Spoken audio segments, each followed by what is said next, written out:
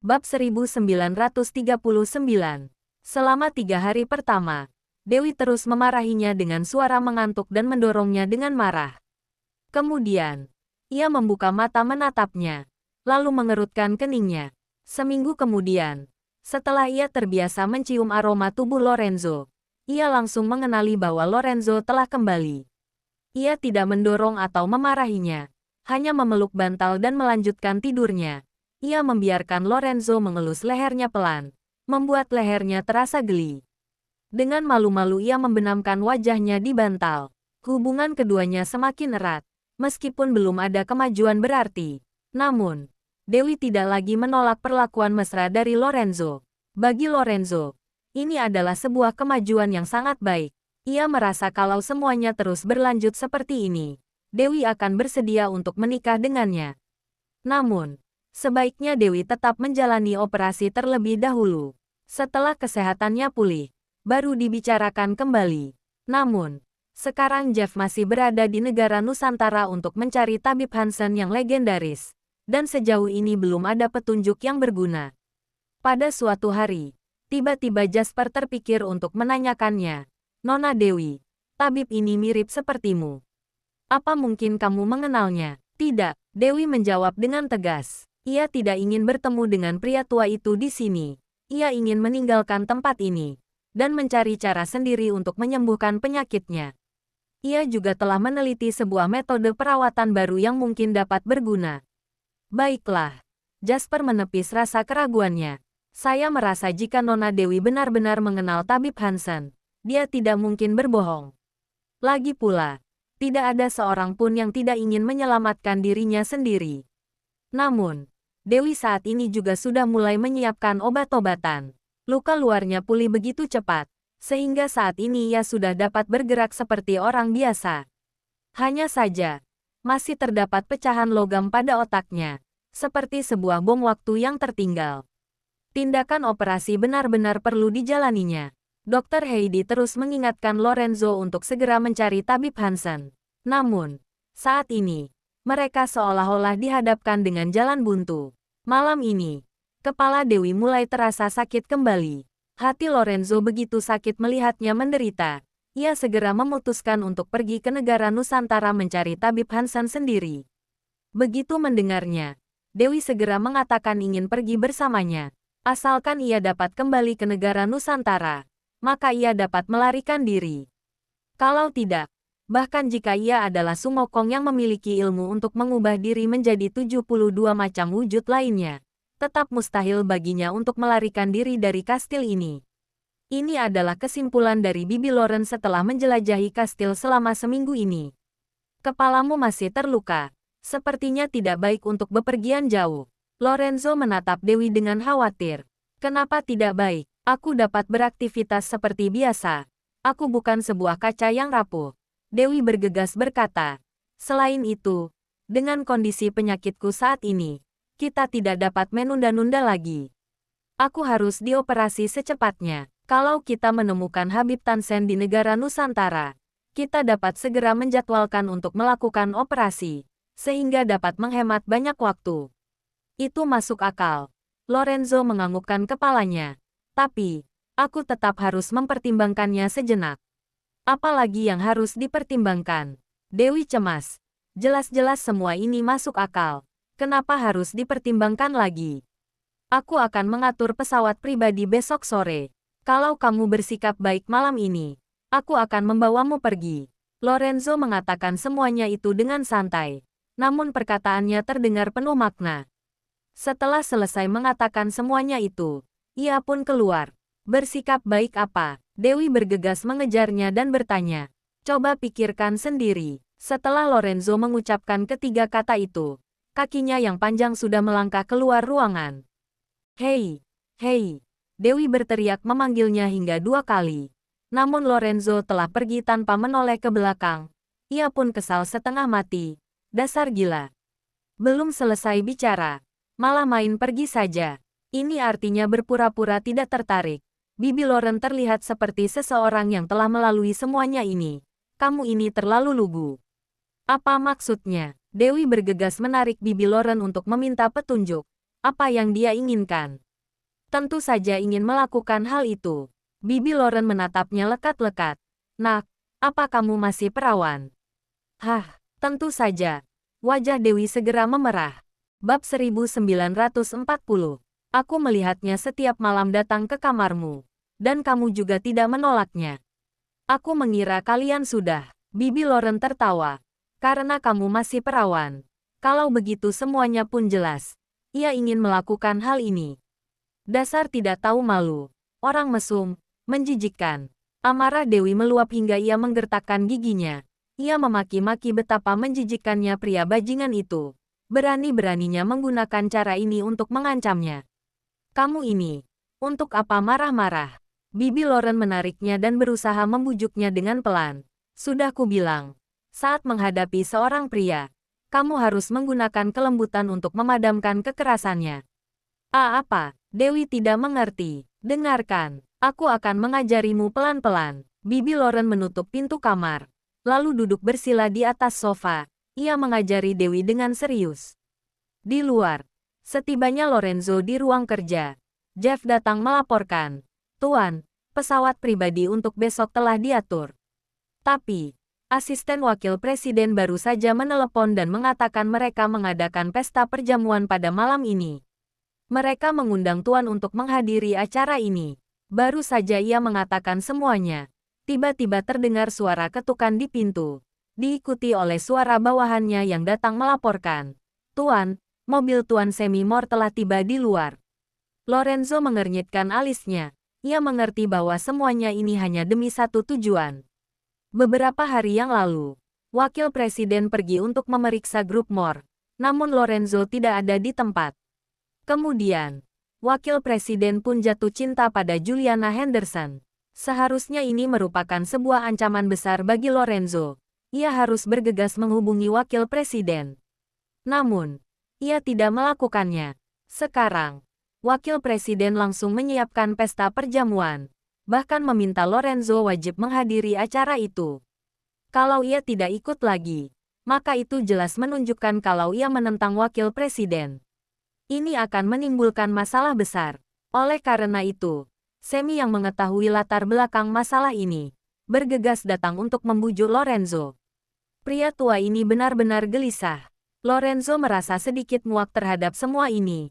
Ia mengangkat tangan untuk melihat jam tangannya. Sekarang sudah menunjukkan pukul 4 sore. Wakil presiden tiba-tiba mengadakan pesta perjamuan. Apa mungkin ia tahu kalau Lorenzo akan pergi ke negara Nusantara? Jadi, ia ingin menyelesaikan semuanya ini sebelum Lorenzo pergi. Apa ia diizinkan masuk? Jasper bertanya pelan. Lorenzo memberi isyarat. Dan Jasper dengan cepat menyampaikan, "Persilahkan Tuan Semi masuk." Baik, mereka bergegas mempersilakan Semi masuk ke dalam kastil. Kemudian, ketiga keluarga besar satu persatu menelepon dengan maksud yang sama. Wakil presiden tiba-tiba mengundang Lorenzo, pasti karena ada sesuatu yang penting. Dan demi kepentingan bersama, mereka memohon Lorenzo wajib hadir dalam pesta perjamuan itu. Lorenzo merasa begitu kesal mendengar permintaan mereka. Namun, ia sendiri juga menyadari kalau kali ini ia harus mengikuti acara itu. Setelah menutup teleponnya, Lorenzo melihat surat undangan emas yang dibawakan oleh orang suruhan wakil presiden. Di atasnya tertulis, mengharapkan kehadiran Tuan Lorenzo bersama keluarga. Bersama keluarga, sudut bibir Lorenzo terangkat. Ia pun segera memerintahkan, "Aku akan membawa Wiwi. Segera atur semuanya." Hah, wajah Jasper memucat ketakutan. Lalu bergegas mengingatkan, "Tolong Tuan pikirkan kembali. Pesta perjanjian yang diadakan oleh wakil presiden kali ini dengan jelas menunjukkan kalau ia ingin mengawasi Tuan. Sebaiknya Tuan pergi bersama Nona Juliana, untuk menghindari munculnya masalah-masalah di masa mendatang. Kalau Tuan benar-benar tidak bersedia, Tuan juga bisa pergi sendiri. Namun, pergi bersama Nona Dewi saat ini, dengan jelas menunjukkan kalau aku tidak akan menikahi Juliana." Lorenzo menyambung ucapannya dan berkata terus terang, "Kalau wakil presiden ingin menikahinya, silahkan saja. Tidak ada hubungannya denganku." Namun dengan begitu, ketiga keluarga besar akan memihak pada wakil presiden, Jasper. Berkeringat dingin. Sekarang fondasi kita sedang tidak stabil. Sebaiknya Tuan tidak bertindak gegabah. Cukup. Lorenzo memotong ucapan Jasper, lalu menyuruh dengan tegas. Lakukan seperti apa yang aku katakan tadi. Tuan, pergilah. Lorenzo mengernyitkan alisnya. Wajahnya terlihat tidak senang. Jasper tidak berani membantahnya lagi. Ia pun menundukkan kepalanya dan segera menjalankan perintahnya. Saat itu juga, Semi bergegas masuk ke dalam kastil di lantai bawah, dengan Juliana mengikutinya dari belakang. Ketika kedua orang itu masuk ke dalam, mereka bertanya-tanya, "Tuan di mana?" Di ruang kerja lantai 2. Bab 1941. Semi bergegas menuju ke lantai atas. Namun, Juliana, yang mengikutinya dari belakang, menghentikan langkahnya. Ia mendengar suara Nora yang memerintahkan seseorang untuk menyiapkan gaun malam, serta meminta seseorang untuk memanggil penata rias untuk bersiap-siap merias Dewi. Juliana pun perlahan tersadar. Raut wajahnya seketika berubah. Tatapannya terlihat kacau. "Nona Juliana." Saat itu juga, suara Jasper membuyarkan lamunannya. Ia segera tersadar kembali dan berusaha mengontrol perasaannya. Lalu menatap Jasper. "Jasper, Tuan ada di ruang kerja. Silahkan masuk." Jasper memberi isyarat dan mengantarkan Semi dan Juliana ke lantai atas. Kedua orang itu melewati kamar Dewi. Saat itu, beberapa pelayan wanita tengah membawakan gaun malam untuk dipilih oleh Dewi. Dewi terkejut. "Ini semua untuk apa? Kenapa harus memilih gaun malam? Tuan akan membawamu pergi menghadiri pesta perjamuan malam ini." Mendengar percakapan itu, Juliana langsung menghentikan langkahnya dengan terkejut. Semi juga terpana, dan bergegas bertanya pada Jasper, "Apa-apaan ini? Tuan akan membawanya pergi menghadiri pesta perjamuan wakil presiden." Ini, Jasper merasa canggung. Ia tidak menjawabnya secara langsung, dan bergegas mengetuk pintu ruang kerja. "Silahkan masuk. Tampaknya ada hal yang perlu dibicarakan Tuan Semi secara pribadi bersama Tuan Lorenzo." Juliana tiba-tiba berkata, "Sebaiknya aku tidak masuk dulu. Setelah kalian selesai berbincang-bincang, nanti aku baru masuk ke dalam." Semi meliriknya. Ia segera mengerti. "Benar, benar. Aku akan berbicara dengan Lorenzo secara pribadi lebih dulu." "Baik, silahkan." Jasper mempersilahkan Semi masuk ke dalam, lalu memerintahkan pelayan mengantar Juliana masuk ke kamar tamu. Namun, Juliana langsung berjalan menuju kamar Dewi. Ia mengetuk pintunya dan berkata, "Apa aku boleh masuk ke dalam?" Mendengar suaranya, Dewi langsung mengetahui bahwa itu adalah Juliana. Napasnya teratur setiap kali ia berbicara. Suaranya selalu terdengar anggun dan tenang. "Silahkan masuk." Dewi tengah duduk bermalas-malasan di sofa sambil menikmati minumannya. Para pelayan wanita sedang memilihkan setumpuk gaun cantik untuknya. Juliana menatap gaun-gaun itu, lalu berpaling menatap Dewi. Ada kerumitan yang terpancar pada tatapannya. Namun, ia segera menenangkan dirinya kembali, dan berkata sambil tersenyum, "Nona Wiwi, lama tidak berjumpa. Aku dengar kamu terluka. Apa sekarang kondisimu sudah membaik?" "Lumayan." Dewi tersenyum menatapnya. "Silahkan duduk." "Terima kasih." Juliana duduk di atas sofa menghadapnya. Ada seorang pelayan yang menuangkan kopi untuknya, lalu perlahan-lahan melangkah mundur. "Ada apa? Apa ada sesuatu yang ingin dibicarakan denganku?" Dewi tidak suka bertele-tele. Gaunnya cantik sekali. Juliana melirik belasan gaun yang digantung. Semuanya gaun-gaun berkelas yang dibuat secara khusus. Tanpa terasa, suaranya terdengar sedih. "Sejak awal aku sudah ingin memesan beberapa gaun ini. Tak disangka, Tuan sudah memesannya lebih dulu untukmu. Ini hanya pakaian saja. Kamu suka, silahkan pilih. Akan kuberikan untukmu." Nada Dewi yang terdengar meremehkan semakin membuat hati Juliana terbakar amarah. Untungnya, sejak kecil ia telah dilatih keras untuk dapat selalu mengendalikan perasaannya dan bersikap tenang di setiap waktu. Kalau tidak, mungkin sejak awal ia sudah melompat dan menyerangnya. "Tuan secara khusus memberikan hadiah ini untukmu. Tidak baik kalau memberikannya pada orang lain begitu saja kan?" Juliana menatap Dewi sambil tersenyum. Nadanya terdengar lembut, namun tatapannya tajam menekan. "Apa yang ia berikan untukku adalah milikku. Bahkan, Jika aku membuangnya, itu adalah hakku. Dewi tidak suka saling mengecoh satu sama lain. Namun ia tidak akan tinggal diam begitu saja, bila ditindas oleh orang lain. Jelas sekali kalau Juliana tidak menyukainya. Namun ia juga bukan orang yang mudah dihadapi. Hehehe, Juliana tertawa kecil. Ia menyeruput kopinya, berusaha untuk menutupi amarah di hatinya. Setelah emosinya dapat terkendali, ia kembali bertanya sambil tersenyum. Apa Tuan akan membawamu menghadiri pesta perjamuan nanti malam? Sepertinya begitu. Itu yang mereka katakan. Dewi berkata santai sambil meminum tehnya. Seolah-olah ini hanyalah sebuah hal kecil. Apa kamu tahu? Apa tujuan acara perjamuan malam ini? Juliana menatapnya lekat-lekat. Apa? Dewi menyeka mulutnya dengan tisu. Terlihat acuh. Ini adalah perjamuan yang diadakan oleh Wakil Presiden. Juliana berkata dengan serius. Acara perjamuan ini akan menentukan bagaimana masa depan keluarga Moore, serta nasib keempat keluarga besar. Juga menentukan status kekuasaan Tuan Lorenzo. Bab 1942. Oh, sepenting itu. Dewi tidak terlalu mengerti. Benar. Ini sangat penting. Juliana masih tersenyum. Namun tatapannya begitu serius. Kalau pesta perjamuan ini sampai berantakan, Wakil Presiden mungkin akan menarik ketiga keluarga besar untuk melengsarkan Tuan Lorenzo. Rumit sekali. Dewi mengernyitkan alisnya. Maksudmu, kehadiranku akan merusak acara ini? Ya, Juliana memberitahunya dengan sangat jelas. Sekarang grup Moore harus bersatu melalui ikatan pernikahan di antara empat keluarga besar ini, sehingga semua orang bisa menjadi komunitas yang saling menguntungkan. Dan hanya aku satu-satunya pilihan tepat dari keempat keluarga besar kami.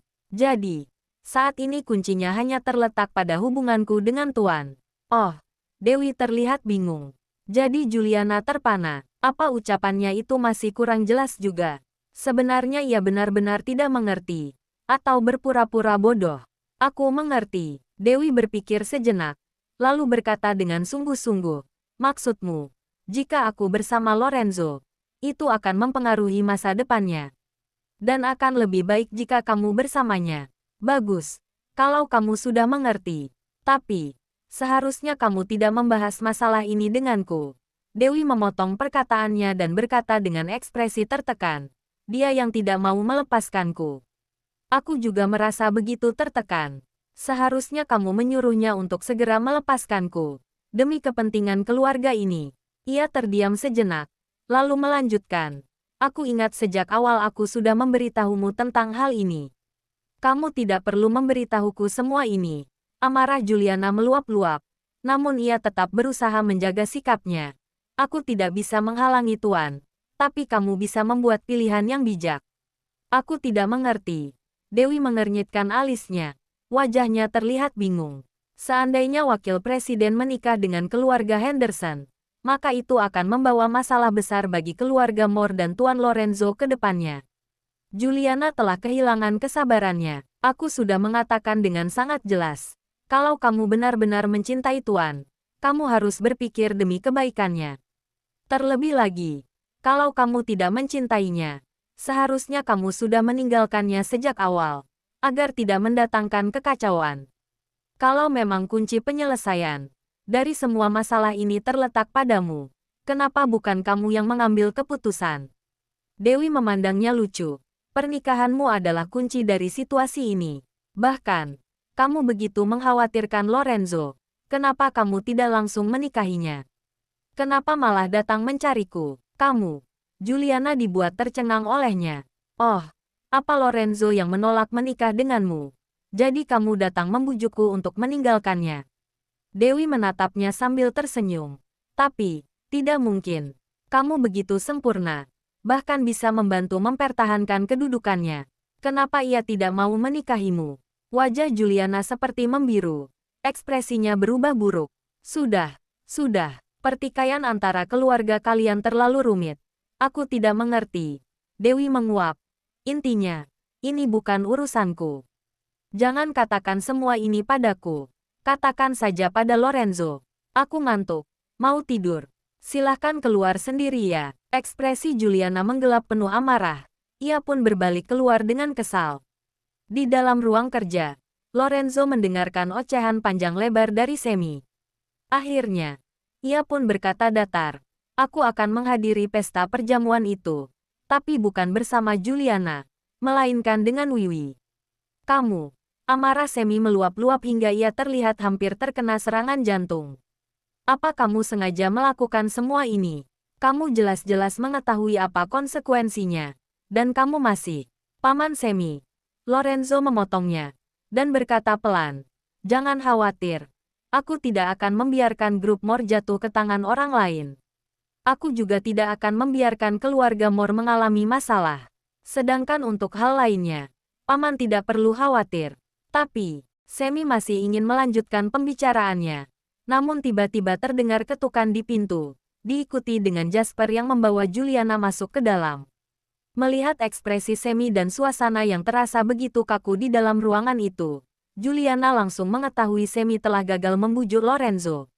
Tatapannya berubah muram, namun dengan cepat ia bersemangat kembali dan berkata sambil tersenyum, "Karena Tuan sudah membuat keputusan, mari kita hormati keputusannya." Bab 1943. Semi masih mengira kalau pendengarannya salah. Ia menatap Juliana dengan tatapan tidak percaya. Memang Juliana yang paling mengerti. Sudut bibir Lorenzo terangkat. "Pulanglah lebih awal untuk bersiap-siap." "Baik." Juliana mengangguk sambil tersenyum, lalu berbalik pergi, tanpa mengatakan sepatah kata pun mengenai strategi membujuk Lorenzo yang telah dibahas sebelumnya. Semi pun tercengang menatap Juliana yang beranjak pergi membelakanginya. Ia sama sekali tidak memahami situasi saat ini. Apa wanita ini membiarkannya datang sebagai orang jahat, sedangkan ia sendiri mendadak takut dan mundur sebagai orang baik? Atau, mungkinkah ia memiliki rencana lain? Atau mungkin dia merasa tersakiti oleh perlakuan Lorenzo, sehingga memutuskan untuk melepaskannya? Semi sama sekali tidak mengerti. Ia benar-benar merasa bahwa hati seorang wanita begitu sulit untuk dipahami. "Direktur Semi, apa aku boleh mengantarmu keluar?" Saat itu juga, Jasper membuka mulutnya. Semi menghembuskan napas panjang, lalu mengikutinya keluar. Saat ia turun ke bawah, ia tidak dapat menahan dirinya untuk bertanya pada Jasper. "Jasper, bagaimana menurutmu dan Jeff tentang masalah ini?" Direktur Semi bercanda, "Kami hanyalah bawahan Tuan. Bagaimana kami dapat mengemukakan pendapat kami begitu saja?" Kata Jasper merendah. "Kamu jangan merendah seperti ini di hadapanku." Semi bergegas berkata, "Kalian berdua adalah orang-orang terlatih. Bahkan usia kalian lebih tua dari Lorenzo. Kalian lebih dewasa dan tenang. Lebih mengerti garis besar suatu keadaan. Kita ini satu keluarga. Kenapa kalian tidak berani menyuarakan pendapat kalian?" "Baiklah. Kalau begitu aku akan mencoba menyuarakan pendapatku." Jasper tersenyum. "Tentu saja aku berharap grup Mor baik-baik saja, serta keluarga Mor selamanya menduduki posisi teratas, menjadi pemegang kekuasaan grup Mor. Itu benar. Kamu harus membujuknya dengan baik." Tapi, sebelum Semi menyelesaikan ucapannya, Jasper langsung melanjutkan, "Kami yakin kalau Tuan selalu punya alasan sendiri dalam mengambil setiap keputusan. Kami juga percaya bahwa Tuan bukan orang yang keras kepala. Aku berharap Tuan Semi juga dapat mempercayainya." Semi pun terdiam sepenuhnya. Ia masih mengira kalau ia dapat meyakinkan Jasper untuk membujuk Lorenzo. Tak disangka, usahanya memiliki hasil yang sama. Sudahlah, Semi begitu kecewa. Ia menggelengkan kepalanya dan naik ke mobil. "Hati-hati di jalan, Direktur Semi." Jasper mengikuti di belakangnya hingga beberapa langkah. Setelah mobilnya tidak terlihat lagi, ia baru berbalik masuk ke dalam rumah. Jeff bergegas menghampirinya dan bertanya, "Apa Tuan benar-benar akan membawa Nona Wiwi menghadiri pesta perjamuan?" "Iya." Jasper menganggukkan kepalanya. Saat Nona Juliana pergi tadi, meskipun penampilannya terlihat tenang, namun tatapannya begitu dingin. Sungguh menakutkan. Jeff begitu gelisah. Bagaimana kalau wakil presiden benar-benar menikahi Nona Juliana? "Aku juga tidak tahu." Jasper tersenyum tidak berdaya. "Tapi, misi kita ialah terus setia pada Tuan. Tak peduli keputusan apapun yang Tuan ambil, kita harus mendukungnya." "Benar." Jeff mengangguk-anggukkan kepalanya. Lupakan saja. Kita juga tidak memahami semua usaha perebutan kekuasaan yang rumit ini. Biarkan saja Tuan melakukan apa yang ingin dilakukannya. Seandainya nanti terjadi kekacauan yang besar sekalipun, kita cukup membereskannya saja. Tepat sekali. Jasper menepuk-nepuk pundaknya. Aku cari Tuan dulu. Iya. Jeff melanjutkan pekerjaannya. Sekembalinya ke ruang kerja, Lorenzo sedang menjawab telepon dengan suara pelan. Ia menjawab datar. Iya, sepertinya tebakanku itu tepat. Baiklah kalau begitu. Selamat malam. Setelah mengakhiri panggilannya, ia mengarahkan pandangannya menatap Jasper. Apa mereka sudah pergi? Sudah. Jasper melangkah maju dan bertanya. Nona Dewi sedang bersiap-siap. Jam berapa kita akan berangkat? Jam 6. Lorenzo menatap jam tangannya.